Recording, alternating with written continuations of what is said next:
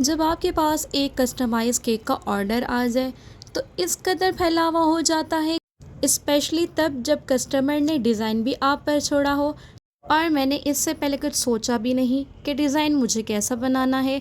तो इसलिए मैंने काफ़ी टॉपर्स और सिलिकॉन मोल्ड्स निकाल लिए ताकि जब मैं केक बनाना स्टार्ट हो जाऊं तो जो जो मेरी समझ में आए मैं उस तरीके से इसके टॉपर्स बना लूं। तो यहाँ पर मैंने एक बॉक्स में अपने सिलिकॉन मोल्ड्स और सारे टॉपर्स को रखा हुआ है। जब भी मुझे नीड होती है तो मैं इन्हें निकाल कर इस्तेमाल कर लेती हूँ और फिर से सेट करके इसको रख देती हूँ। केक बनाने के बाद बहुत ज़्यादा फैलावा हो जाता है और जब केक बना लेती हूँ तो उसे बहुत अच्छे से सेट करके रख लेती हूँ। तो अब वही चीज़ मैं यहाँ पे कर रही हूँ। अस्सलाम वालेकुम रहमतुल्लाहि व बरकातुहू। कैसे हैं आप सब? उम्मीद करती हूँ आप सब बिल्कुल खैरियत से होंगे। मैं भी अल्हम्दुलिल्लाह बिल्कुल ठीक ठाक। तो आज मेरे पास 2 ऑर्डर्स थे और दोनों की मैंने अलग अलग वीडियोस बनाई हैं और इन दोनों में भर भर के फॉन्डेंट का यूज़ किया गया है। इस वेदर में फॉन्डेंट को भी यूज़ करना बहुत ही मुश्किल होता है, बहुत ज़्यादा स्टिकी हो जाती है और इसके टॉपर्स भी इतनी जल्दी ड्राई नहीं होते। तो सबसे पहले यहाँ पर मैं बना रही हूँ कैलेंडर। तो उसके लिए मैंने वाइट फॉन्डेंट ली है, इसे कट कर लिया है। शेप्स वगैरह आप देख सकते हैं, शेप को अच्छे से आपने पहले कट कर लेना है और उसके बाद एडिबल मार्कर की मदद से मैं अब इस पर कैलेंडर बना लूँगी। तो यहाँ पर मैं जितना यहाँ पर इजी लग रहा है इतना होता नहीं है, बहुत ज़्यादा टाइम टेकिंग काम है ये। सिर्फ़ एक केक के टॉपर बनाने के लिए मुझे 2-2 घंटे, ढाई घंटे लग गए थे और ये काम मैं केक के एक दिन पहले ही कर लेती हूँ ताकि नेक्स्ट डे जब मैं केक डिलीवर करना हो तो मुझे मसला ना हो। क्योंकि जल्दबाज़ी वाले काम फिर अक्सर ही ख़राब हो जाते हैं, तो मैं कोशिश करती हूँ टॉपर्स एक दिन पहले बना के रखूँ और दूसरे दिन इसकी आइसिंग करके उस पर टॉपर को अप्लाई करके कस्टमर को दे दूँ।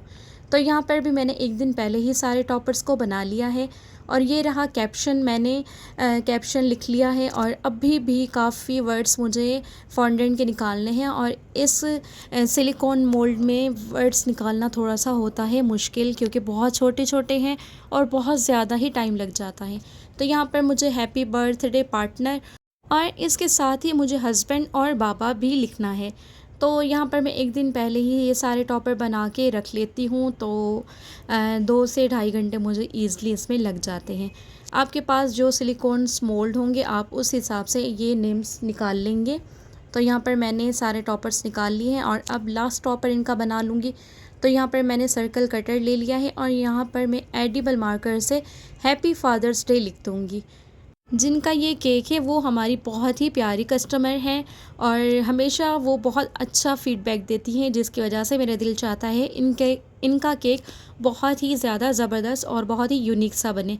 तो यहाँ पर मैंने सारे ही ऑलमोस्ट टॉपर्स को बना लिया है और मैं इसे एक प्लेट पर सारे टॉपर्स को साथ रख दूँगी ताकि ये ड्राई हो जाएं और कल जब हम इसका केक बनाएंगे तो केक बनाने के बाद जब हम टॉपर्स को अप्लाई करेंगे तो हमें कोई इशू ना हो, टाइम का कोई मसला ना हो और हम टाइमली केक को डिलीवर कर लें। तो चलते हैं हमारी आइसिंग की तरफ। तो ये आ गया है हमारा नेक्स्ट डे। तो हमने यहाँ पर चॉकलेट फ़ज बना लिया है। चॉकलेट फ़ज फ्लेवर में 1 पाउंड का उनको केक चाहिए, जिसके लिए मैंने 200 ग्राम डार्क चॉकलेट और 100 ml विपिंग क्रीम को मेल्ट करके इसे फ्रिज में रख लिया था ताकि ये सेट हो जाए, क्योंकि अब गर्मियाँ हैं तो रूम टेम्परेचर पर हम इसे नहीं रख सकते। यहाँ पर हमने 1 पाउंड का स्पॉन्ज ले लिया है और उसे दूध से सोक कर लिया है और उस पर चॉकलेट फ़ज की आइसिंग करेंगे। तो इस गर्मी के मौसम में इस आइसिंग को हैंडल करना भी बहुत मुश्किल है। अब जो गर्मी आ गई है ना और हब्स का मौसम है, इसमें क्रीम इतनी ज़्यादा मेल्ट हो रही है जिसकी कोई हद नहीं है। अभी हम क्रीम को बहुत अच्छे से स्टेबल से विप कर लेते हैं और जैसे अप्लाई करना स्टार्ट होते हैं तो वो मेल्ट होना शुरू हो जाती है। इसे सेट करना बहुत मुश्किल हो जाता है। तो मैंने अपने हाथों को बहुत ज़्यादा जल्दी जल्दी चलाते हुए इसकी क्रम कोटिंग कर ली है फ़ज के साथ और इसकी आइसिंग भी कर ली है। तो ये मैं काफ़ी दफ़ा आपको सिखा चुकी हूँ। अब इसे मैं पहले थोड़ी देर ठंडा होने के लिए फ्रिज में रखूँगी। उसके बाद लाइट येलो कलर की विपिंग क्रीम इसके ऊपर अप्लाई करूँगी। जब आपने आइसिंग का काम करना है तो अपने हाथों को बहुत ज़्यादा तेज़ी से चलाना है। क्रीम का टेम्परेचर लो होने से पहले आपने बस इस केक की आइसिंग को कर लेना है। तो बस अगर आप एसी रूम में बना रहे हैं फिर तो कोई इशू नहीं है, आइसिंग बिल्कुल भी ख़राब नहीं होगी। लेकिन अगर आपके पास एसी नहीं है तो फिर आपके लिए बहुत मसला हो सकता है। तो यहाँ पर हमने आइसिंग इसकी कर ली है। अब हम गोल्डन डस्ट अप्लाई करेंगे, इसके एजेस को गोल्डन डस्ट से कवर करेंगे ब्रश की मदद से। तो ये ब्रश भी आपको ईज़िली मार्केट से मिल जाते हैं। इस बात का आपने ध्यान रखना है, आइसिंग करने के बाद इसे कम से कम आधा घंटा आप ज़रूर फ्रीज़र में रखें, बाद में ही इस पर गोल्डन डस्ट अप्लाई करें। तो यहाँ पर अब हम टॉपर लगाएंगे और ये काम भी हम जल्दी जल्दी करेंगे।